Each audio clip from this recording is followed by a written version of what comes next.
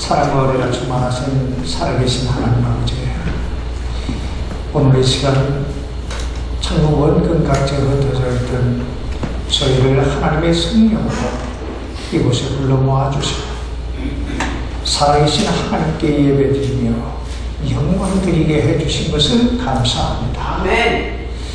아버지 하나님, 예배가 우리의 특권인 것을, 하나님의 말씀을 듣는 것이 우리의 특권인 것을, 우리가 하나님의 말씀에 순종하는 것이 우리가 받은 복인 것을 우리가 깨달아 알게 도와주옵소서. 오늘 예나간 종을 붙드시고 주님의 도구로 사용해 주셔서 아버지의 뜻이 우리 안에서 이루어지는 귀한 역사가 있게 해 주옵소서.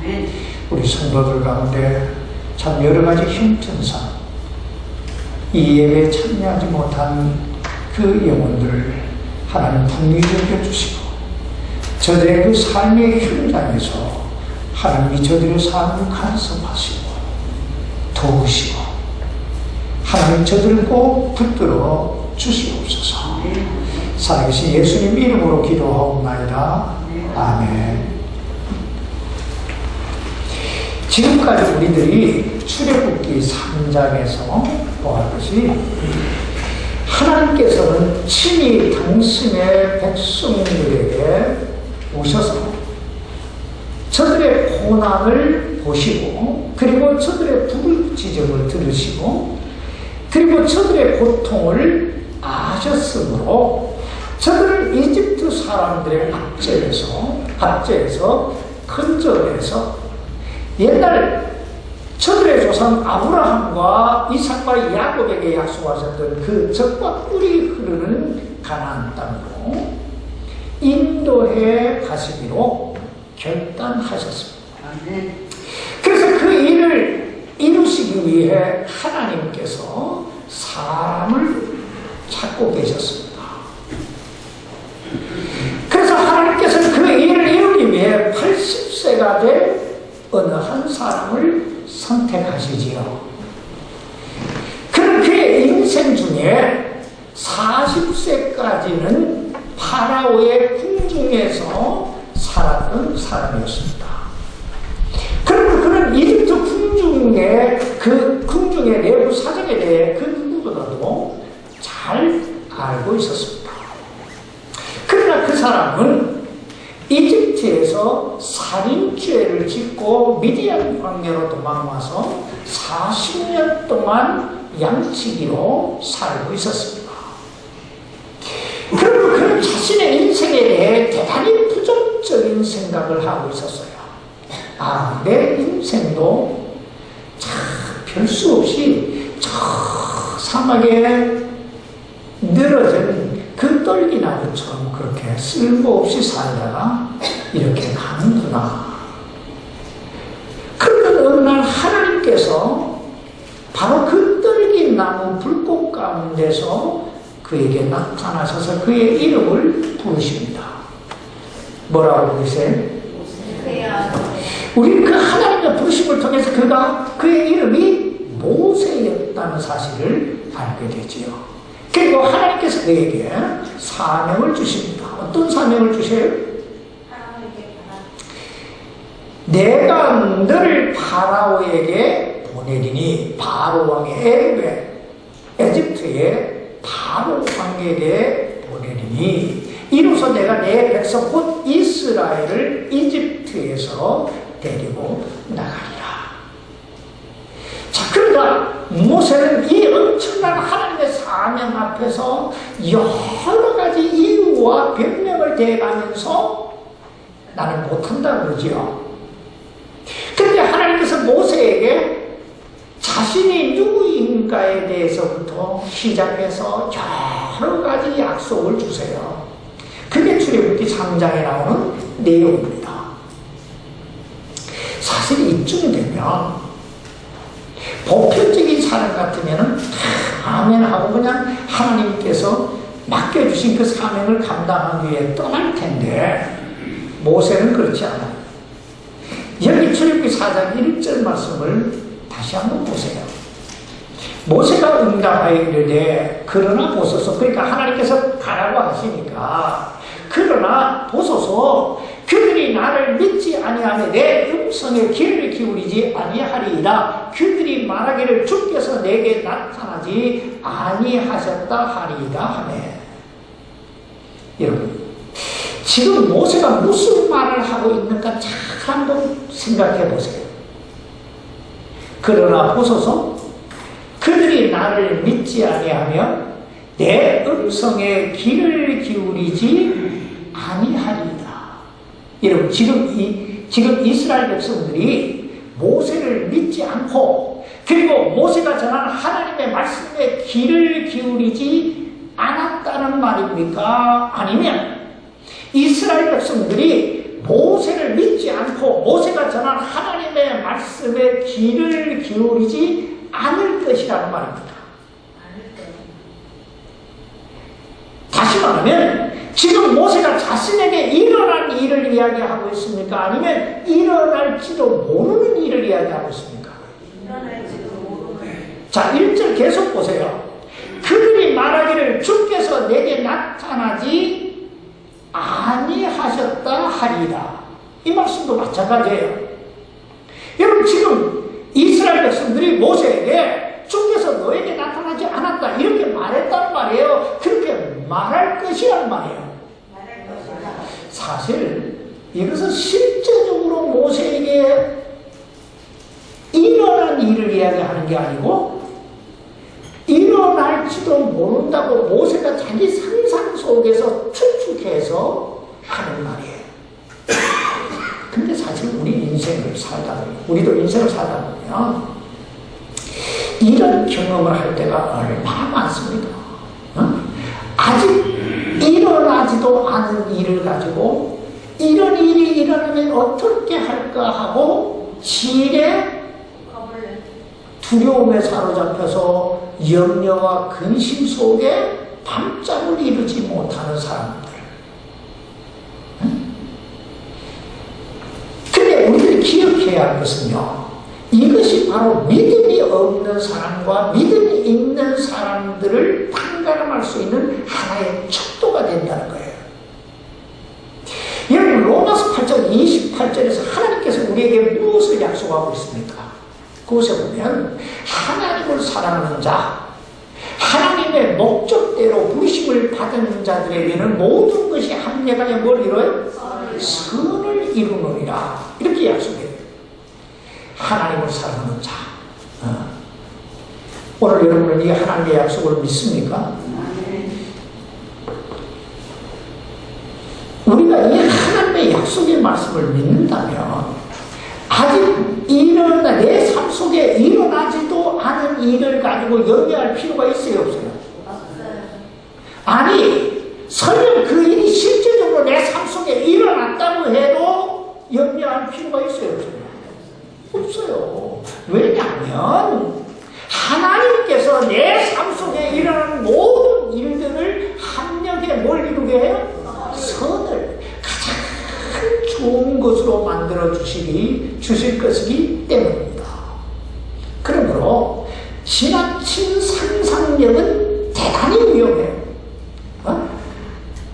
지나친 추측은 대단히 위험하다고요. 그것도 부정적인 생각은 더더욱 위험해요.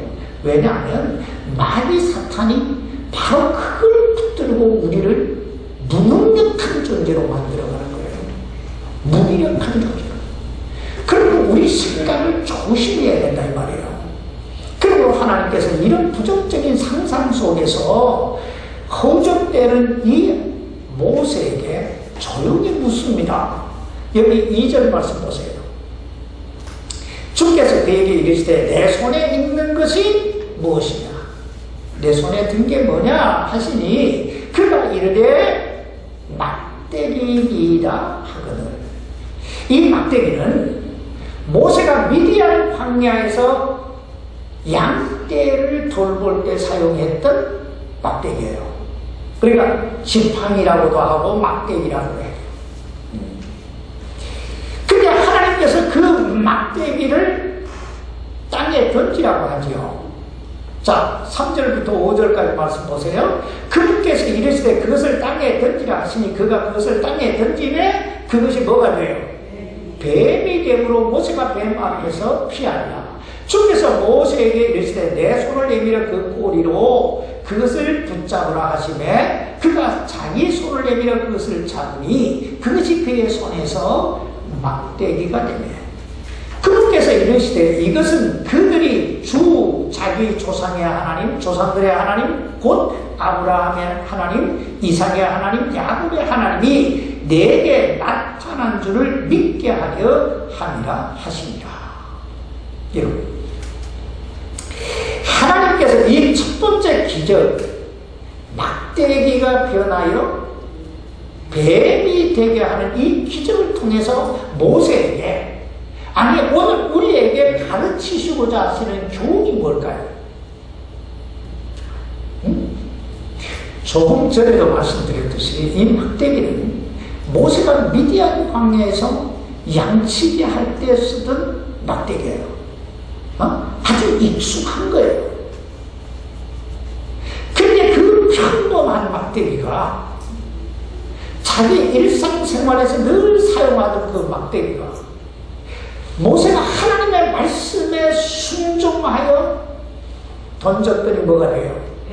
뱀이 됐어요. 자, 막대기가 변하여 뱀이 되는 기적이 일어납니다. 근데 흥미로운 사실은요, 이 뱀은 그 당시 이 에집트 사람들이 가장 두려워했던 게 뱀이라고 해요. 그래서 저들은 뱀 신을 숭배했던 그런 종교를 가지고 있었어요. 그러면 우리가 이 첫 번째 기적을 통해서 우리 마음속에 깊이 심어둬야 될 교훈이 뭐냐면 내가 아무리 보잘것없는 존재라 할지라도 내가 비록 그저 그렇고 그런 평범한 삶을 살아가는 존재라 할지라도 내가 막대기처럼 참 몸이 건조한 그런 인생을 살아가는 존재라 할지라도 내 삶에 주님이 임하신다면 내 삶에 주님의 능력이 임하신다면 내 인생도 이 막대기처럼 얼마든지 하나님의 능력을 나타낼 수 있다는 거예요. 아멘. 근데 그러므로 문제는요, 내가 지금 무엇을 가지고 있느냐 하는 게 아니에요. 지금 내게 주님이 임하셨느냐, 내가 그 주님의 말씀에 순종하고 있느냐, 주의 성령이 내 안에 임하셨느냐, 이게 중요한 거예요. 내가 뭘 가지고 있느냐, 그건 사실 그렇게 중요하지 않아요. 나는 가끔씩 이제 사람들과 교제하면서 어떤 사람에게 의외로 어떤 일들이 일어났다는 얘기를 들어요. 예를 들면 이런 거예요. 다 망해가는 그 휴지 조각 같은 이런 스타를 샀는데, 일불 주고 샀는데, 그게 어느 순간인가 100불이 되고, 그게 1000불이 되고, 이것만이 하나님의 기적이라고 여러분 생각하지 마세요. 내 삶 속에 똑같은 환경인데, 똑같은 여건인데, 똑같이 하루가 주어졌는데, 어느 순간인가 똑같은 환경, 똑같은 여건, 똑같은 날인데 내 마음에 기쁨이 있는 거예요. 왜가 즐거워요? 이거 하나님이 주시는 기적이라고 믿습니다. 여러분, 기적을 큰 곳에서 찾지 말아요. 이 기적은 내가 뭘 가지고 있느냐 하는 게 아니고 내가 이 가지고 있는 것을 하나님께 얼마나 순종하느냐, 여기에 있는 거예요. 자, 6절로 8절까지 보면 두 번째 기적이 나와요. 이 두 번째 기적도 마찬가지예요. 6절로 8절까지 말씀 보시기 바랍니다. 주께서 또 그에게 이르시되 이제 내 손을 내 품에 넣으라 하시매 그가 자기 손을 품에 넣었다가 꺼내니 보라 그의 손에 눈같이 나병이 생기리라. 그분께서 이르시되 내 손을 다시 내 품에 넣으라 하시매 그가 다시 자기 손을 품에 넣었다가 품에서 꺼내니 보라 그것이 다시 그의 다른 살처럼 되었더라. 그들이 너를 믿지 아니하며 그 처음 표적의 소리에 귀를 기울이지 아니할지라도 나중 표적의 소리는 믿으리라. 여러분 지금 하나님께서 이 두 번째 기적을 통해서 모세에게 아니 오늘 우리에게 가르치고자 하시는 교훈이 뭡니까? 이 두 번째 기적도 곰곰이 한번 생각해 보세요. 하나님께서 내 손을 내 품에 넣으라 그래요. 근데 모세가 자기 손을 자기 품에 넣었다가 꺼내보니까 뭐가 걸려있어요? 문둥병이 걸렸어요. 그러니까 하나님께서 또 모세에게 내 손을 다시 품에 넣었다 꺼내보라고 그래요. 그랬더니 그 문둥병이 완전히 사라졌어요. 여러분 지금 모세가 한 일이 뭐예요? 모세가 한 일이 뭐예요? 넣으라 하니까 넣었고 꺼내라고 하니까 꺼냈을 뿐이에요. 그죠? 그랬더니 문둥병이 생겼다가 나았다가 여러분 이게 무슨 뜻이에요? 문제는 내가 뭘 가지고 있느냐 하는 게 아니라는 거예요. 응? 내가 가지고 있는 그것을 하나님의 말씀 앞에 어떻게 순종하느냐 이게 중요하다는 거예요. 참고로 그 당시 이 문둥병은 이스라엘 백성이나 그 에집트 사람들이 가장 두려워했던 병이에요. 근데 그것이 생겼다 없어졌다 해보세요. 저들이 어떻게 하나님을 믿지 않겠어요? 응? 계속 9절 말씀 보면 하나님께서 모세에게 세 번째 기적을 보여주세요. 9절입니다.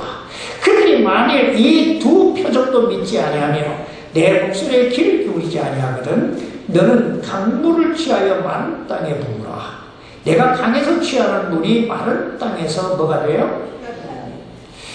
여러분 이게 얼마나 놀라운 기적입니까? 강물이 변해서 피가 된 거예요.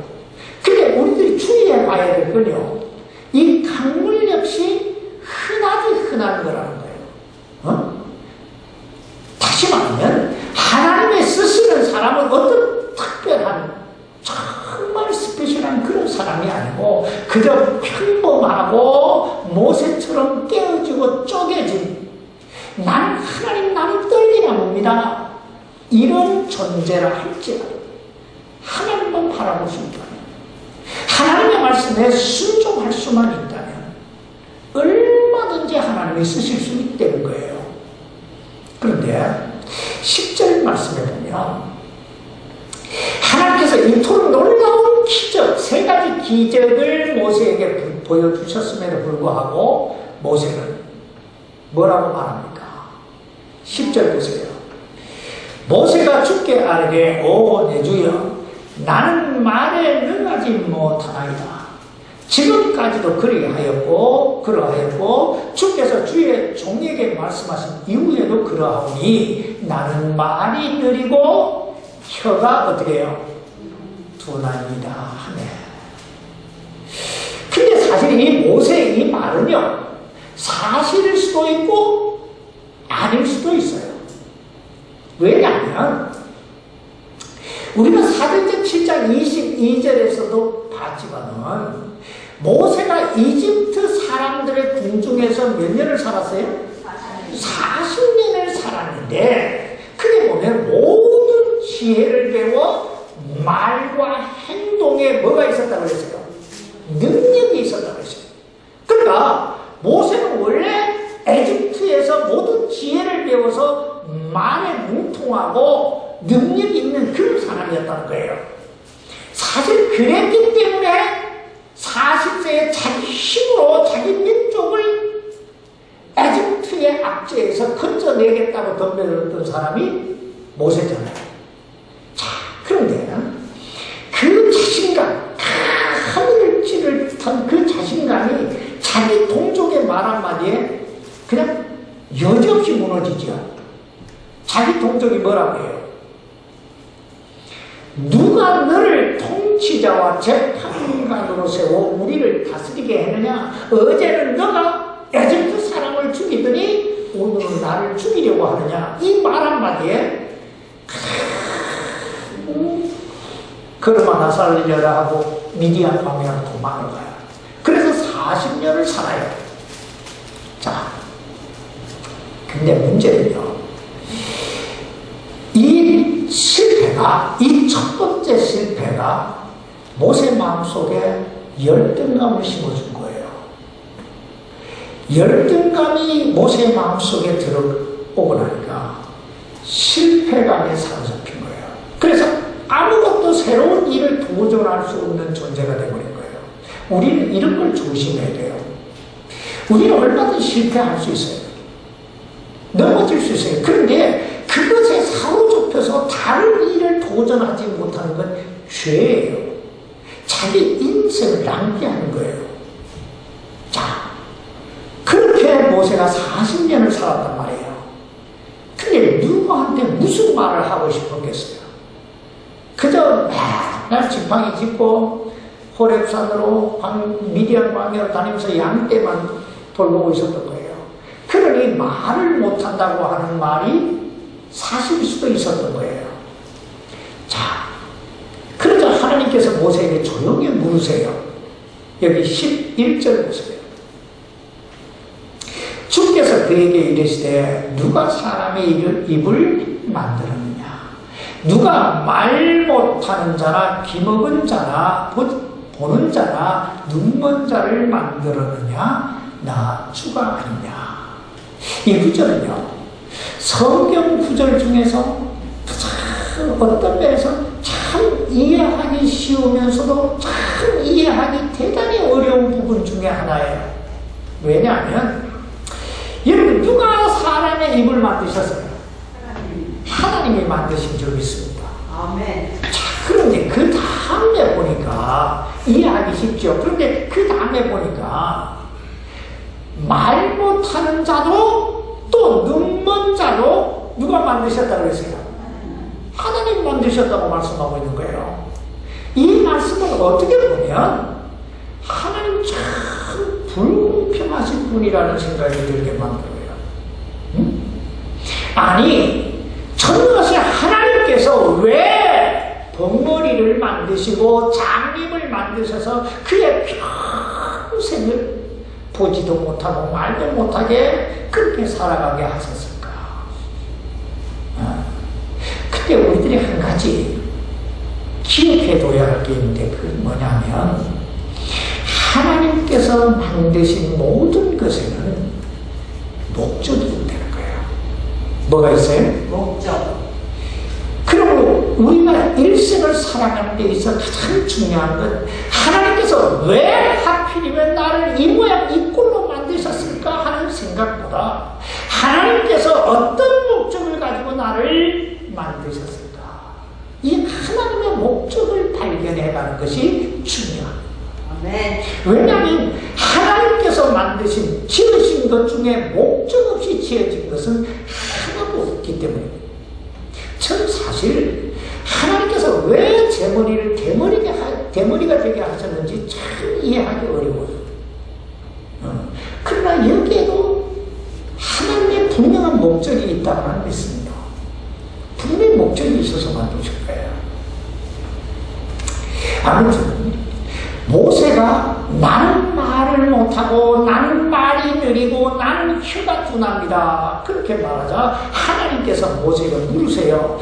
누가 사람의 입을 만들었느냐? 여러분, 누가 만드셨어요? 하나님 만드셨어요. 그러면서 여기 12절에 보면 12절 말씀을 잘 보세요. 그런즉 이제 가라. 내가 내 입과 함께하여 내가 할 말을 내게 가르치리라. 여기에 보면 하나님께서 왜 모세에게 말이 말에 능하지 못하고 말이 느리고 혀가 둔하게 하셨는지 그 목적을 발견하게 돼요. 자, 보세요. 내가 내 입과 함께하여 내가 할 말을 내게 가르치리라 그러지요. 여러분, 모세가 왜 40세 때 실패했습니까? 왜 40세 때 실패했어요? 말을 못해서요? 능력이 없어서요? 모세가 40세 때 실패한 이유는 이거예요. 자기 생각을 하고 자기 말을 하고 그리고 자기 행동을 했기 때문에 그래서 실패한 거예요. 자, 그런데 지금 모세는 말이 능하지 못하고 말이 느리고 혀가 둔해서 잘 말을 못해요. 그러자 하나님께서 이제부터 내가 너에게 너의 입술에 말을 주고 그리고 할 말을 너에게 가르쳐 주겠다고 말씀해요. 자, 그럼 이제부터 모세는 누구 생각을 하고 누구 말을 하고 누가 지시하시는 대로 행동할까요? 자, 여러분, 우리가 하나님이 주시는 생각을 하고 하나님이 주시는 말을 하고 하나님께서 하라고 하시는 일을 하면 잘 될까요? 안 될까요? 자, 여러분, 이제부터 모세의 생애를 잘 한번 보세요. 모세의 생애는 승승장구 정말 위대해요. 그 위대하게 만드시기 위해 하나님께서 그에게 말이 능하지 못하게 하시고 말이 느리게 하시고 혀를 둔하게 하신 거예요. 만약 그때까지도 계속 모세가 말 잘하고 능력이 있었더라면 그는 계속 실패했을 거예요. 오늘 우리는 이걸 알아야 돼요. 내게 부족한 것이 하나님의 은혜와 능력을 덧입을 수 있는 기회라고 합니다. 이게 하나님께서 우리 안에서 역사하실 수 있는 공간이 있어야 되잖아요. 그 공간이 우리의 부족함이라는 거예요. 여러분 한번 잘 생각해 보세요. 여러분 언제 기도하게 될 거예요? 나는 우리 남은 선자님한테 목사님, 내가 사모님 위해서 기도하고 있다고 전해주세요. 이 말을 들은 게 기적이라고 나는 기도합니다. 왜 그럴까요? 아팠으니까, 부족했으니까, 하나님의 능력을 덧입을 수 있는 공간이 생긴 거예요. 그런데 여러분, 힘듭니까? 어렵습니까? 아픕니까? 뭔가 고민거리가 많습니까? 하나님이 주신 찬스, 하나님이 주신 복이라고 믿으시기를 바랍니다. 이 속에 하나님의 목적이 있어요. 자, 그러나 이쯤 되면 우리가 어떻게 해야 돼요? 하나님 그냥 가겠습니다 해야 되잖아요. 그런데 모세는 그렇지 않아요. 모세가 보통 사람이 아니에요. 보세요. 13절 보세요. 그가 이르되 오 내 주여 원하건대 주께서 보내고자 하는 자의 손을 통해 보내소서 하니, 이 말은 한마디로 난 그 일을 하고 싶지 않습니다. 그러니 다른 사람 보내십시오, 이 말이에요. 자, 여러분 잘 보셔야 돼요. 지금 모세의 문제가 뭐예요? 모세의 문제는 능력이 없는 게 문제가 아니에요. 모세의 문제는 불순종의 문제예요. 하나님께서 하라고 하시는데 하고 싶지 않다는 거예요. 이게 문제예요. 여러분, 하나님께서 모세가 이것 부족합니다, 저것 부족합니다 했을 때 하나님께서 어떻게 하셨어요? 다 채워주시잖아요. 이것도 채워주시고 저것도 채워주시고 다 채워주시고. 그럼에도 불구하고 모세가 내린 결론이 뭐예요? 나는 그 일을 못하겠으니 다른 사람 보내십시오. 이거예요. 그래서 하나님께서 모세에게 어떻게 반응하시는가 잘 보세요. 14절입니다. 주의 분노가 모세를 향하여 어떻게 해요? 타올라. 그렇게 자상하게 그렇게 설명하시고 모든 걸 채워주시고 설득하시다 하나님께서 모세가 계속 이 핑계 저 핑계 대면서 불순종하자 드디어 분노를 당하십니다. 왜냐하면 이 세상에서 가장 큰 죄가 무슨 죄인 줄 아세요? 불순종. 근데 그럼에도 불구하고요 하나님 모세를 버리지 않으세요. 자, 오늘 여기에 우리 하나님의 사랑이 있는 거예요. 그러나 여러분 기억하십시오. 계속 불순종해도 좋다는 말이 아니에요. 왜냐하면 계속적인 불순종은 결국 죽음에 이르는 죄가 될 수 있기 때문입니다. 그러므로 하나님께서 모세에게 그의 형 아론을 붙여주시면서 다시 한번 가라고 설득하세요. 여기 14절부터 17절까지 말씀 보십시다. 주의 분노가 모세를 향해 타올라 그분께서 이르시되 레위 사람 내 형 아론이 있지 아니하냐? 그가 말을 잘하는 줄 내가 아노라. 보라, 또한 그가 너를 만나러 나오나니 그가 너를 볼 때 마음속으로 기뻐하리라. 너는 그에게 말하고 그의 입에 말들을 줄지니라. 내가 그의 입과 그의 입과 함께하여 너희가 행할 일을 너에게 가르치리라. 그가 백성을 향해 내 대변인이 되리니 그가 참으로 내게 입을 대신할 것이요 너는 그에게 하나님을 대신하리라. 너는 이 막대기를 내 손에 잡고 그것으로 표적들을 행할지니라. 자, 이렇게 해서 모세가 드디어 하나님 말씀에 순종해서 자기 장인 이들에게 작별 인사를 하고 에집트로 이제 떠나게 됩니다. 18절입니다.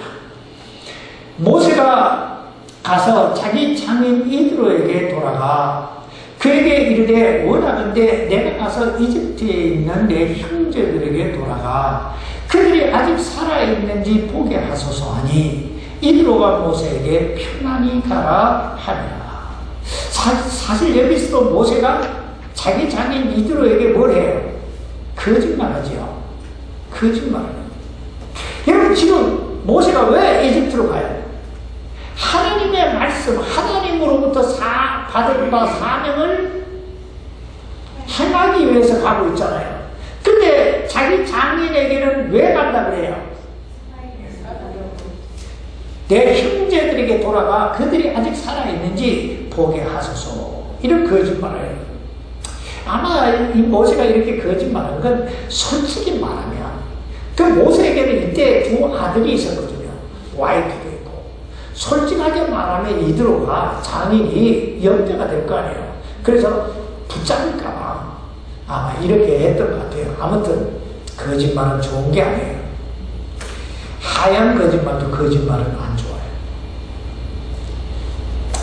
이렇게 자기 장인 이들에게 작별을 구하고 이집트로 향해 떠나는 모세에게 하나님께서 다시 한번 나타나세요. 그리고 말씀하세요. 19절입니다. 주께서 미디안에서 모세에게 이르시되 가라 이집트로 돌아가라. 내 생명을 찾던 모든 사람들이 어떻게 해요? 죽었느니라. 사실 이게 모세가 이집트로 돌아가기를 두려워했던 이유 중에 하나예요.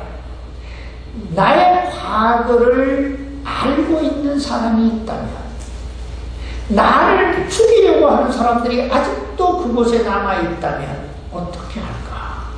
근데 하나님께서 너의 과거를 아는 사람, 그래서 너를 죽이려고 하는 모든 사람들이 어떻게 됐다고 해요? 다 죽었다. 우리가 여기서 한 가지 기억해 두어야 할 게 있대요. 하나님께서 우리에게 어떤 사명을 주실 때는 우리에게 그 사명을 감당할 수 있는 여건과 능력도 함께 주시는 줄 믿습니다. 아멘. 다시 말하면 하나님 하나님께서 우리를 무조건 사지로 몰고 가시는 분이 아니라는 거예요. 응? 여기 하나님께서 모세에게 사명을 주시는 장면을 보세요. 먼저 하나님이 사명을 주시면서 당신이 누구신가에 대해 이야기를 해줘요. 여러분, 하나님이 어떤 분입니까? 나는 스스로 있는 자니라 그러죠. 다시 말하면 나는 전능자다, 창조주다, 나는 영원하신 하나님이다. 이걸 보여주세요. 그러면서 모세에게 나는 옛날 아브라함의 하나님, 이삭의 하나님, 야곱의 하나님이었듯이 나는 오늘 너의 하나님이다. 전능하신 하나님이 바로 너의 하나님이라고 이야기해줘요. 그러면서 세 가지 기적, 막대기가 변해서 뱀이 되고, 손을 넣었다 뺐다 하니까 문둥병이 생겼다 나왔다 하는, 이게 뭐 요술도 아니고 말이에요. 이런 기적을 주시고, 그 다음에 강물을 떠다가 땅에 부으니까 피가 되는 놀라운 기적을 주세요. 그러니까 모세가 사명을 감당할 수 있는 모든 능력을 다 주셨다는 거예요. 게다가 나는 말을 못합니다 하니까 내가 너의 입술에 말을 주리라 그러고 아론을 붙여주시잖아요. 또 그리고 바로 여기에 그 파라오에게 가기를 에집트로 돌아가기를 두려워하는 과거의 진죄가 있어서, 그런데 하나님께서 과거에 자기 아는, 모세 아는 사람 다 죽여요.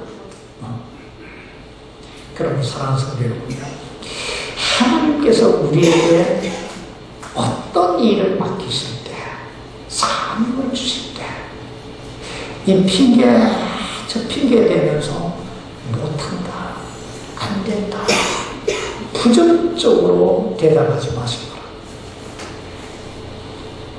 오늘 이 모세 보세요. 하나님께 다 주시잖아요. 그리고 순종했기 때문에 오늘의 모세가 된 거예요. 80세 노인이 그냥 하나님 말씀에 순종 안 했다면 그가 어떻게 됐겠어요? 그냥 미디안 왕의 양치기 하다가 죽은 거예요. 근데 말씀에 순종했더니 위대한 지도자로 40년 동안 하나님이 쓰시잖아요. 그럼 여러분, 하나님이 나에게 무엇을 말씀하시든지 아멘 하십시오. 그곳에 기적이 있습니다. 하나님께서 여러분의 생애 속에 기적을 주시기를 주의 이름으로 축원합니다. 아멘. 기도합시다. 살아계신 아버지 하나님, 우리는 참 부족하고 연약하고 아무것도 할 수 없는 존재입니다. 그러나 하나님께서 우리와 함께 하십니다. 그리고 우리가 하나님의 말씀에 순종하면 우리 생애에도 놀라운 일이 일어날 수 있음을 오늘 이 말씀을 통해 깨닫게 하신 것을 감사합니다. 아버지 하나님, 이제 믿음으로 살게 해 주옵소서. 이제 하나님의 말씀에 순종하며 살게 해 주시옵소서. 아버지께서 우리 안에 모세처럼 우리 안에서 역사해 주실 줄 믿습니다. 예수님 이름으로 기도하옵나이다. 아멘.